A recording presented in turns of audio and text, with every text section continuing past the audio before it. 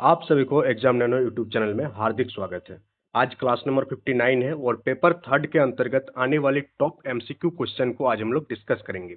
और इस सेशन के लिए एक लाइक तो बनता है दोस्तों। तो चलिए हम लोग सेशन की शुरुआत करते हैं। आज का सेशन का पहला क्वेश्चन आपके सामने। आज का सेशन का पहला क्वेश्चन है कि खानवा में बाबर ने राणा सांगा को किस वर्ष हराया था। ये जितने भी सेशन है इसमें आपको history, polity, science, computer and Jharkhand G K सारा चीजें आपका क्लियर हो जाएगी। तो सबसे पहली बात कि खानवा में बाबर ने राणा सांगा को किस वर्ष हराया था, ईयर आपसे पूछा जा रहा है। बाबर जो है मुगल साम्राज्य की स्थापना भारत में कब किया था? 1526 में किया था। और क्वेश्चन में पूछा जा रहा है आपसे कि खानवा के युद्ध जो हुआ था उसको कब हुआ था। तो खानवा का जो युद्ध हुआ था वो 1527 1527 में हुआ था। किसके किसके बीच में हुआ था? ये बाबर और राणा सांगा के बीच में हुई थी, जिसमें किसका हार हुई थी? राणा सांगा की हार हो गई थी और बाबर की जीत हुई थी। तो खानवा की युद्ध कब हुआ था? 1527 में हुआ था। किसके किसके बीच हुआ था? बाबर और राणा सांगा के बीच हुई थी। जिसमें किसकी हार हुई थी? जिसमें राणा सांगा की हार हुई थी। अब चलिए हम लोग कुछ इंपॉर्टेंट वार्स के बारे में देखेंगे जो बाबर के द्वारा लड़ी गई और कब से कब लड़ी गई, यानी उसका कब कौन सा ईयर में लड़ी गई, किसके किसके बीच लड़ी गई और कौन विजयी हुआ, यह आपके लिए जानना जरूरी है। सबसे पहली बात, जो बाबर द्वारा भारत में लड़ा गया युद्ध था वो था पानीपत का प्रथम युद्ध। पानीपत का प्रथम युद्ध कब हुआ था? 21 अप्रैल 1526। एग्जैक्ट डेट अगर पूछ दिया जाए तो आप इसको याद रखिएगा, 21 अप्रैल 1526 को पानीपत का प्रथम युद्ध हुआ था। अगर पूछ दिया जाए कि पानीपत की प्रथम युद्ध किसके किसके बीच हुआ था, तो इब्राहिम लोदी और बाबर के बीच हुआ था, जिसमें बाबर विजयी हुआ था। और कल के सेशन में हम लोग पानीपत का प्रथम युद्ध को कंप्लीट डिटेल्स में आपके लिए एक शॉर्ट वीडियो अपलोड करेंगे। सेकंड हुआ था बाबर के द्वारा लड़ी गई जो सेकंड युद्ध था वो कौन सा था? खानवा का युद्ध। और खानवा का युद्ध कब हुआ था? मार्च 1527 में हुआ था। किसके किसके बीच लड़ी गई थी? तो ये आपका राणा सांगा और बाबर के बीच लड़ी गई थी, जिसमें कौन विजयी हुआ था? तो बाबर विजयी हुआ था। थर्ड जो युद्ध है बाबर के द्वारा लड़ी गई वह चंदेरी का युद्ध, जो कब हुआ था? जून 1528। किसके किसके बीच हुई थी ये वाला वार? तो मेदिनी रॉय एवं बाबर के बीच ये लड़ाई लड़ी गई थी। अगर हम लोग बात करें कि मेदिनी रॉय और बाबर के बीच में कौन जीता था, तो बाबर इसमें विजयी हो गया था। चौथा युद्ध जो लड़ा गया था वो था घाघरा का युद्ध, मई 1529। और ये अफगान और बाबर के बीच हुआ था, जिसमें बाबर विजयी हुआ था। बाबर का डेथ कब हुआ था अगर आपसे पूछ दिया जाए तो 1530 में बाबर का डेथ हो गया था। इसलिए भारतवर्ष में बाबर के द्वारा यही चार लड़ाई लड़ी गई, प्रमुख चार लड़ाई, और चारों में बाबर विजयी रहा था। आगे हम लोग बात करते हैं नेक्स्ट क्वेश्चन की ओर। और नेक्स्ट क्वेश्चन आपके सामने, ये क्वेश्चन आपका बायोलॉजी से। तो आप देख पा रहे होंगे क्वेश्चन की क्वालिटी, किस प्रकार के क्वेश्चन आपके लिए छाट छाट कर हम लेकर आते हैं। इसमें मेहनत लगता है, टाइम लगता है, इसलिए आप लोग जो है सेशन को बहुत ही ध्यान से देखेंगे और एक एक क्वेश्चन को समझने के प्रयास करेंगे, सो दैट आपका एग्जाम टाइम में ज्यादा दिक्कत ना हो। क्वेश्चन क्या पूछा जा रहा है कि सिनकोना की छाल से प्राप्त जो औषधि है, जो मेडिसिन है, उसका प्रयोग किस रोग के उपचार में किया जाता है? तो कौन सी पेड़ की छाल से? सिनकोना की छाल से। तो सिनकोना की छाल से हम लोग किस रोग के उपचार में सिनकोना की छाल की प्रयोग करते हैं? तो आपका मलेरिया रोग में हम लोग सिनकोना की छाल की प्रयोग करते हैं। तो ये आप डाटा याद रखिएगा, ये फैक्ट आपके लिए इंपॉर्टेंट है। नेक्स्ट क्वेश्चन आपके लिए कि फाइलेरिया किसके कारण होता है? फाइलेरिया क्या एक बीमारी है? वो किसके कारण फाइलेरिया बीमारी होता है? बैक्टीरिया के कारण, मच्छर के कारण, वायरस के कारण, या प्रोटोजोआ के कारण? बहुत कोई को लगेगा कि फाइलेरिया बीमारी वायरस वगैरह, प्रोटोजोआ, बैक्टीरिया के कारण होती है। बट आपको बता दें कि फाइलेरिया जो है मच्छर के काटने से होती है। किसको काटने से? मच्छर के काटने से होती है। आप लोग कमेंट बॉक्स में कमेंट करके बताएंगे कि कौन सी मच्छर के काटने से फाइलेरिया बीमारी होती है। कल इसका आंसर हम जरूर बता देंगे। बट इससे पता चलेगा कि आपका एक्टिविटी क्या है, कि फाइलेरिया जो है कौन सी मच्छर के काटने से फाइलेरिया नामक बीमारी होता है। नेक्स्ट क्वेश्चन की ओर आगे बढ़ेंगे हम लोग। और नेक्स्ट क्वेश्चन आपसे पूछा जा रहा है टीकाकरण क्या है? तो इस टाइप के क्वेश्चन आपका एग्जाम में पूछा जा सकता है, क्योंकि भारत में टीकाकरण, कोविड के कारण जो टीकाकरण हुआ तो बहुत ज्यादा जोर शोर में था ऑल ओवर वर्ल्ड में भारत का। तो टीकाकरण किसे कहते हैं? तो जब हम लोग बच्चों वगैरह को या किसी को भी टीका देते हैं तो उस प्रोसेस को हम लोग क्या कहते हैं? वैक्सीनाइजेशन या टीकाकरण के नाम से जानते हैं। तो टीकाकरण हम लोग क्यों कराते हैं? हम लोग जो कोविड वैक्सीन लगाए थे, कोविड वैक्सीन हम लोग क्यों लगाए थे? सो दैट हम लोगों के बॉडी के अंदर एक आर्टिफिशियल जो है आपका प्रतिरक्षा तंत्र डेवलप हो जाए, कोविड से ताकि लड़ पाए। तो टीकाकरण क्या है? तो टीकाकरण एक प्रकार का कृत्रिम सक्रिय उपार्जित प्रतिरक्षा है। हम लोग के बॉडी में एंटीबॉडी बनता है, प्रतिरक्षा बनती है, इम्यूनिटी बनती है, वो प्राकृतिक है। बट जब हम लोग बाहर से कोई टीका लेकर के अपना इम्यूनिटी को बढ़ाते हैं तो उस चीज को हम लोग टीकाकरण के नाम से जानते हैं। इस प्रकार से टीकाकरण क्या है? कृत्रिम सक्रिय उपार्जित प्रतिरक्षा को हम लोग टीकाकरण के नाम से जानते हैं। आगे हम लोग नेक्स्ट क्वेश्चन की ओर बढ़ेंगे। और नेक्स्ट क्वेश्चन पूछा जा रहा है आपसे कि प्रसिद्ध मीनाक्षी मंदिर कहाँ पर स्थित है? कौन सा स्टेट में आपका प्रसिद्ध मीनाक्षी मंदिर है? तो तमिलनाडु में आपका प्रसिद्ध मीनाक्षी मंदिर स्थित है। नेक्स्ट क्वेश्चन की ओर आगे बढ़ेंगे।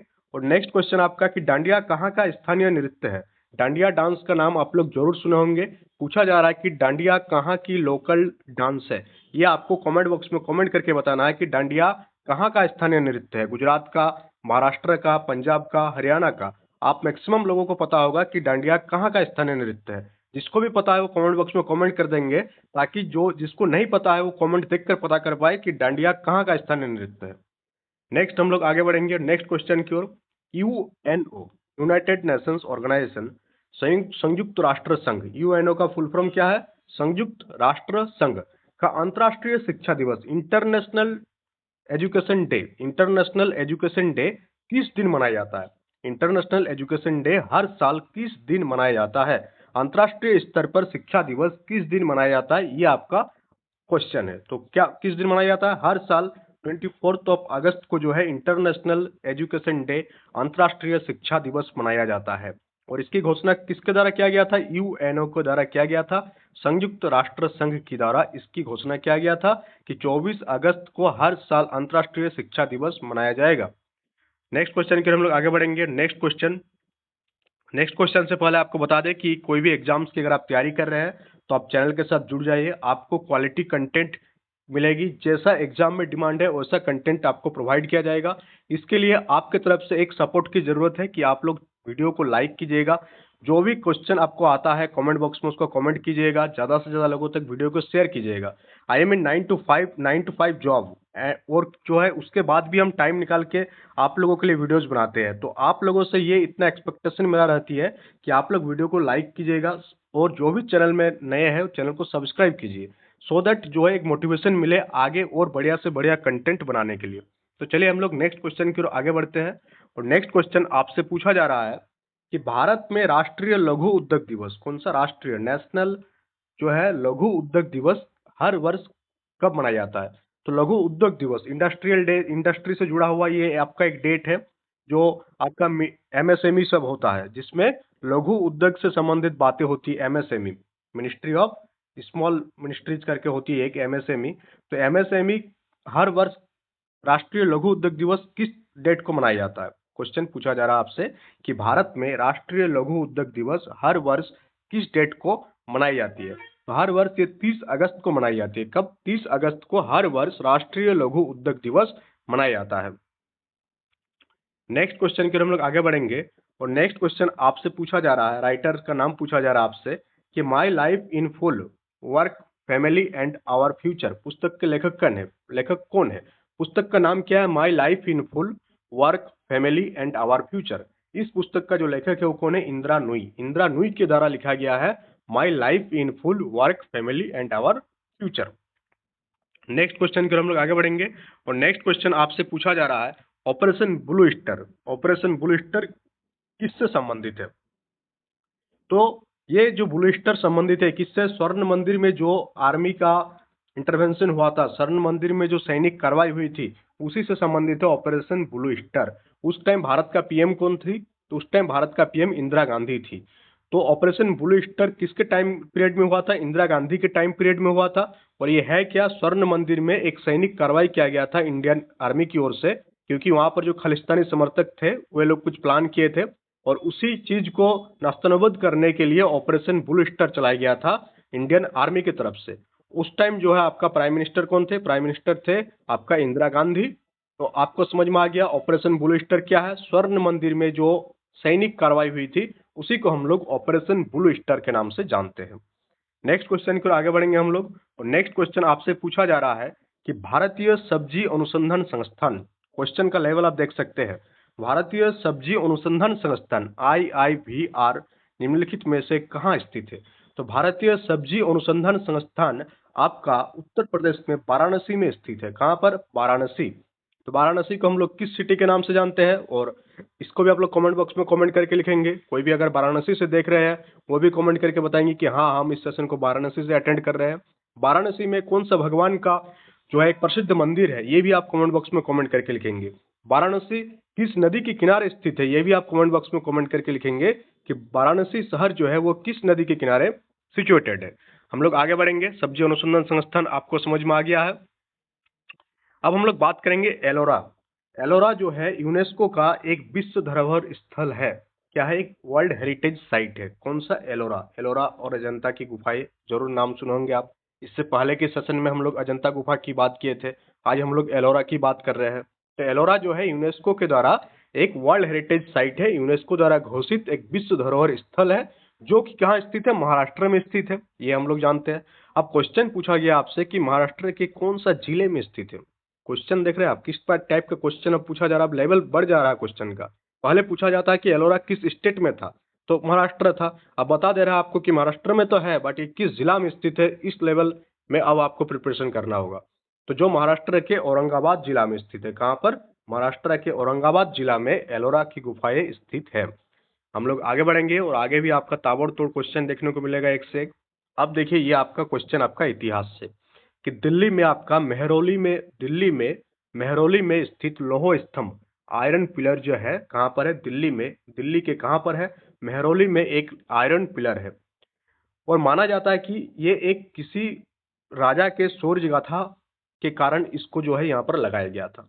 तो कौन सी राजा के द्वारा लगाया गया था और कौन सी राजा की शौर्य गाथा ये अंकित करती है? तो कौन सी राजा के द्वारा लगाया गया था? ये चंद्रगुप्त द्वितीय के द्वारा ये लौह स्तंभ बनवाया गया था, जो कि एक उच्च कोटि का जो आयरन पिलर है, जो आज तक उस टाइप का आयरन पिलर भारतवर्ष में नहीं बना है उस टाइम के बाद। तो ये आयरन पिलर दिल्ली में स्थित है। दिल्ली के किस जगह पर स्थित है? मेहरौली में स्थित है। कौन से शासक द्वारा बनाई गई? ये चंद्रगुप्त द्वितीय के द्वारा इस लौह स्तंभ को बनाया गया। नेक्स्ट क्वेश्चन पर आगे बढ़ेंगे। सेशन में अगर आपको मजा आ रहा तो सेशन को लाइक कीजिएगा। क्वेश्चन पूछा जा रहा है आपसे कि किस चालुक्य राजा ने अभिनव सिद्धराज की उपाधि धारण की। तो चालुक्य वंश के बारे में आप सभी जानते होंगे। चालुक्य वंश आपका गुजरात वाला जो एरिया, वहां पर चालुक्य वंश का शासन था। तो कौन सी चालुक्य राजा ने अपने आप कौन सी उपाधि धारण की थी? अभिनव सिद्धराज की उपाधि कौन सी चालुक्य राजा ने धारण किया था, ये आपसे पूछा जा रहा है। तो भीम टू जो है, भीम टू ये क्या थे? चालुक्य वंश के एक प्रतापी राजा थे। और ये जो चालुक्य राजा थे वे क्या कौन सी उपाधि धारण किए थे? अभिनव सिद्धराज। तो ये भी आपके लिए एक नया इंफॉर्मेशन होगा। अभिनव सिद्धराज कौन सी राजा के द्वारा ये उपाधि धारण किया गया था? तो ये उपाधि धारण किया गया था चालुक्य राजा भीम टू के द्वारा। नेक्स्ट क्वेश्चन के आगे बढ़ेंगे हम लोग। और नेक्स्ट क्वेश्चन आपसे पूछा जा रहा है कि दिल्ली में स्थित विश्व प्रसिद्ध लाल किले का निर्माण किस मुगल शासक ने करवाया था? ये तो आपको कमेंट बॉक्स में कमेंट करके इसका आंसर देना है कि दिल्ली में जो लाल किला है, लाल किले के निर्माण किस मुगल शासक के द्वारा किया गया था। आपको हम हिंट दे देते हैं कि कौन क्या था। तो आपका आगरा में आपका क्या स्थित है? ताजमहल स्थित है। ताजमहल का निर्माण जिस मुगल शासक ने किया था, वही मुगल शासक जो है आपका दिल्ली में लाल किला का निर्माण किया था। अब तो आप आंसर दे सकते हैं, अब तो आंसर दे दीजिए कि दिल्ली में आगरा में जो ताजमहल स्थित है, ताजमहल का निर्माण जिस मुगल शासक ने किया था, सेम मुगल शासक के द्वारा लाल किले का भी निर्माण कराया गया। तो अब आप लोग इसको कमेंट बॉक्स में कमेंट करके बताइएगा कि कौन सा मुगल शासक के द्वारा लाल किला का निर्माण किया गया था। नेक्स्ट क्वेश्चन आपका इंडियन नेशनल मूवमेंट से कि भारतीय राष्ट्रीय कांग्रेस, इंडियन नेशनल कांग्रेस की अध्यक्ष बनने वाली प्रथम भारतीय महिला कौन थी? प्रथम भारतीय महिला अध्यक्ष किसका? इंडियन नेशनल कांग्रेस बोले तो भारतीय राष्ट्रीय कांग्रेस का। भारतीय राष्ट्रीय कांग्रेस की प्रथम भारतीय महिला अध्यक्ष कौन थी? तो प्रथम भारतीय महिला अध्यक्ष की अगर हम लोग बात करेंगे तो सरोजिनी नायडू। कौन? सरोजिनी नायडू। नेक्स्ट क्वेश्चन पर आगे बढ़ेंगे हम लोग। नेक्स्ट क्वेश्चन आपसे पूछा जा रहा है कि भारत के स्वतंत्रता आंदोलन के किस नेता को grand old man of India कहा जाता है? तो भारत के आज़ादी में एक से एक बढ़कर नेता आए थे, एक से एक बढ़कर जो है आपका देखने को मिला हम लोगों को, जिसके कारण भारत आज़ाद हुआ, ब्रिटिश हुकूमत से आज़ादी मिला हम लोगों को। तो कौन से नेता को हम लोग grand old man of India के नाम से जानते हैं? तो कौन से नेता को? दादा भाई नौरोजी को हम लोग grand old man of India के नाम से जानते हैं। नेक्स्ट हम लोग बात करेंगे नेक्स्ट क्वेश्चन आपसे पूछा जा रहा है कि संविधान की ड्राफ्टिंग समिति के आगे प्रस्तावना किसने प्रस्तावित की थी। तो ये क्वेश्चन आपका पॉलिटी से, तो सारा सब्जेक्ट से आपको क्वेश्चन देखने को मिलेगा। संविधान की ड्राफ्टिंग समिति, संविधान जब बन रही थी तो डिफरेंट डिफरेंट कमिटी गठित हुई थी, उसी में से एक कमिटी था ड्राफ्टिंग कमिटी। तो ड्राफ्टिंग कमिटी के आगे प्रस्तावना किसने प्रस्तावित किया था। तो ड्राफ्टिंग कमिटी के आगे जो प्रस्तावना है, संविधान की जो प्रस्तावना है, इसका जो प्रस्तावित करने वाला था कौन, जवाहरलाल नेहरू, जेएल नेहरू। हम भारत का प्रथम प्रधानमंत्री के द्वारा प्रस्तावना को प्रस्तुत किया गया था ड्राफ्टिंग समिति के सामने। तो इसका आंसर क्या हो जाएगा, जवाहरलाल नेहरू। इसका आंसर क्या हो जाएगा, जेएल नेहरू। आगे हम लोग बढ़ेंगे। नेक्स्ट क्वेश्चन आपसे पूछा जा रहा है कि भारतीय संविधान कब लागू हुआ था। तो भारतीय संविधान का लागू होने का डेट, भारत आजाद हुआ था 15 अगस्त 1947 को, बट भारतीय संविधान को बनने में टाइम लगा, क्योंकि भारतीय संविधान विश्व का सबसे बड़ा लिखित संविधान है। तो भारतीय संविधान लागू कब हुआ, 26 जनवरी 1950 को जो है भारतीय संविधान लागू किया गया था। नेक्स्ट क्वेश्चन की ओर आगे बढ़ेंगे हम लोग कि भारत में जो सूचना का अधिकार है, राइट टू इंफॉर्मेशन, जिसे हम लोग आरटीआई के नाम से जानते हैं, ये किसका एक भाग है। मौलिक अधिकार का भाग है, कानूनी अधिकार का भाग है, ये ना तो मौलिक अधिकार है और ना ही कानूनी अधिकार है। तो सूचना का अधिकार जो है, राइट टू इंफॉर्मेशन, हम लोग किसी भी चीज का इंफॉर्मेशन सरकार से मांग सकते हैं, किसी डिपार्टमेंट की मांग सकते हैं, कोई पर्सनल व्यक्ति का हम लोग नहीं मांग सकते इसमें, क्योंकि अगर हम लोग किसी पर्सनल व्यक्ति का इंफॉर्मेशन सरकार से मांगेंगे तो क्या हो जाएगा, वहां भी संविधान का उल्लंघन हो जाएगा। अगर सरकार आपको डाटा दे देती है तो सरकार आपको पर्सनल डाटा किसी का प्रोवाइड नहीं करने वाली है, आपको जो है जो सार्वजनिक डाटा है वो आपको प्रोवाइड करती है सरकार। तो ये आपका मौलिक अधिकार के अंतर्गत आता है। किसके अंतर्गत, मौलिक अधिकार के अंतर्गत आता है। आगे हम लोग बात करेंगे नेक्स्ट क्वेश्चन की ओर, और नेक्स्ट क्वेश्चन नहीं है आज के क्वेश्चन में इतना ही। और हाँ, और एक चीज बता दें आपका, तो ये जो भारत में सूचना का अधिकार है, ये कौन से आर्टिकल में है आपका वर्णन। तो आर्टिकल 19(1)(a) में इस चीज का वर्णन है कि आप क्या है, सूचना ले सकते हैं। राइट, आरटीआई जो है आर्टिकल नंबर 19(1)(a) से संबंधित है। तो ये भी पूछा जाता है कभी कभी कि आरटीआई किस आर्टिकल से रिलेटेड है। तो आरटीआई आपका 19(1)(a) से संबंधित है। और आज के सेशन में इतना ही। सेशन कैसा लगा इसका आप लोग कमेंट बॉक्स में कमेंट करके फीडबैक दीजिएगा। सेशन को और बेहतर से बेहतर बनाया जाएगा, इसका गारंटी आप मेरे तरफ से ले सकते हैं। आप लोगों की तरफ से मेरा इतना ही एक्सपेक्टेशन है कि आप लोग चैनल को सब्सक्राइब कीजिएगा, लाइक कीजिएगा, और जो भी पूछा जा रहा है आपसे कमेंट बॉक्स में कमेंट दीजिएगा, सो दैट पता चले कि एक टू वे कम्युनिकेशन होनी चाहिए। हम ही बकते जा रहे हैं और आप कुछ कर नहीं रहे हैं, तो इसमें जो है एक क्या बोलते हैं उसको, एक फीलिंग नहीं आएगा, मजा नहीं आएगा। दोनों साइड से आपका क्या होनी चाहिए, कम्युनिकेशन होनी चाहिए, जिसे बोलते हैं हम लोग टू वे कम्युनिकेशन के नाम से जानते हैं। आप सॉफ्ट स्किल पढ़ेंगे तो वहाँ आता है कम्युनिकेशन, टाइप्स ऑफ कम्युनिकेशन। तो ये आपका टू वे कम्युनिकेशन हुआ, जिसमें बीच में फीडबैक आएगा और उस फीडबैक के अकॉर्डिंग हम और बेहतर करने की कोशिश करेंगे। आप लोगों का एग्जाम नैनो चैनल का मेन एम ही है कि आप लोगों को बेहतर से बेहतर कंटेंट दिया जाए। आप लोगों को कुछ नहीं करना, you all have to just hit the subscribe button to get quality content for your exams. आपका क्वालिटी इंश्योर करेंगे हम। आपका बस इतना ही काम है कि आप डेली बेसिस पर क्लासेस अटेंड कीजिए, हर एक क्लासेस को बेहतर तरीके से देखें। जिसका आंसर आपको नया पता चला होगा उसका स्क्रीनशॉट आप ले सकते हैं। ये सारे पीडीएफ आपको टेलीग्राम चैनल में प्रोवाइड कर दिया जाएगा। तो इतना तो मेरे साइड से, हम अपने साइड से 100% दे रहे हैं। अब आप लोग भी अपने साइड से 100% दें और एग्जाम करेक्ट करें। So that's all for today. Thank you for attending the session.